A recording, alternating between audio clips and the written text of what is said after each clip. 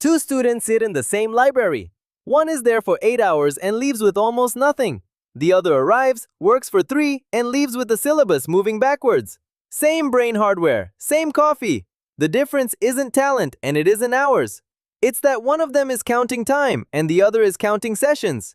Hours are the wrong unit. Nobody remembers an hour. Your brain doesn't learn in hours. It learns in sessions. A closed container with a beginning, a target, and an end. And once you start thinking in sessions, everything about studying changes. This is the full blueprint. Start with what a session actually is, because most people have never had one. Sitting near your books while your attention visits 40 other places is not a session. A session has 3 walls. One target, a single sentence you could write on your hand. Finish Chapter 4's problem set. Draft the introduction. Memorize 20 reactions. Not study physics. A target you can check off or fail. One place, the same desk, the same chair, cleared of everything that isn't the target. Your brain is a location machine. Give it a place that means exactly one thing. And a visible endpoint, a timer you can see, because open-ended effort is where focus goes to die. When the container has walls, your attention has somewhere to be. When it doesn't, your attention correctly concludes that nothing here is urgent, and drifts. Now the part almost everyone skips, the warm-up. Athletes don't sprint from the parking lot, but students expect to drop into hard thinking cold, and then call the first 20 minutes of stalling a focus problem. It isn't, it's a missing ritual. 3 minutes, same order, every time. Minute 1, clear the desk to bare. The physical act tells your brain the previous context is over. Minute 2, write the session target on a card and prop it against the wall. You're not deciding what to do anymore, the deciding is done. Minute 3, do the smallest possible first step.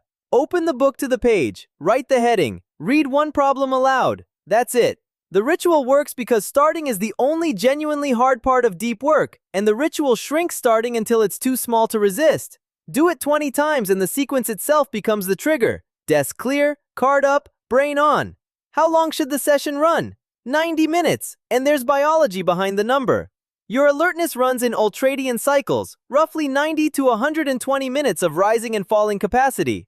Ride one full wave and stop. The stop matters more than you think. Ending at 90 minutes, while you still have something left, does 2 things. It keeps the session honest. Knowing the end is coming keeps intensity high, the way a runner kicks at the sight of the line. And it protects the next session. Stop at empty, and tomorrow's brain remembers studying as depletion. Stop with fuel in the tank, and tomorrow's brain shows up willing. Then take a real break. 15 minutes, and the rule is simple. The break must not compete. Walk, stretch, stare out a window, refill the bottle. The phone is not a break. The phone is a second session for your attention, and it spends exactly the currency you're trying to recover. Inside the block, you'll still get hit. Mid-problem, your brain will announce that you need to check the group chat, look up that unrelated fact, reply to that message. This is normal. The mistake is treating each intrusion as either a command to obey or an enemy to wrestle. Both cost the session. Instead, keep one sheet of paper beside you, the distraction ledger. When the urge arrives, write it down, 5 words, no more, and return to the problem. You're not suppressing the thought, you're parking it. The urge was never really, check the chat now. It was, don't lose this. Paper satisfies that completely. Then, at the break, read the ledger. Most entries will look absurd 15 minutes later. That's the lesson. The 2 that still matter, you handle between sessions, on your schedule. Over weeks, something better happens. The ledger gets shorter. Interruption is a habit, and habits starve when they stop being fed. Then comes the ritual nobody does, and it might be the highest leverage 3 minutes in this entire system. The shutdown. How a session ends decides how the next one begins. So before you stand up, every time, do 3 things. Check the target card. Done or not done, say it honestly, because vague endings teach your brain that targets are decorative. Close the loops. The ledger items, the half-open tabs, the I'll remember it thoughts. Each one gets a home, a note, a decision, so nothing follows you to dinner.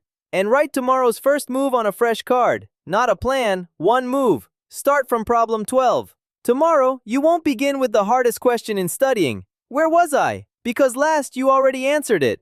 The shutdown is you doing a favor for a person who doesn't exist yet. Tomorrow's you, arriving at a clean desk with the first step already chosen. Last piece, the score. If you track nothing else, track one number. Deep hours this week. Not hours at the desk. Hours inside real sessions with the walls up. Most people guess high until they count. The first honest week is usually a shock. 3, maybe 4. Good. That's a baseline, and baselines can be raised. Add 1 session a week. 7 deep hours beats 30 shallow ones. And the number doesn't lie, doesn't flatter, and doesn't care how busy you felt. One number, written on the same card every Sunday. Watch it climb. So here's the whole blueprint on one page. Sessions, not hours. 3 walls, 1 target, 1 place, 1 timer. 3 minutes of warm-up so starting is automatic. 90 minutes, then a real break that doesn't compete. A ledger for every intrusion. A shutdown that sets up tomorrow. And 1 weekly number that tells the truth. None of it requires a gifted brain. It requires a container, and the discipline to build the same container tomorrow. The top 1% aren't hiding a secret. They're hiding a routine. Now it's yours. Subscribe if this helped, and go build your first session today.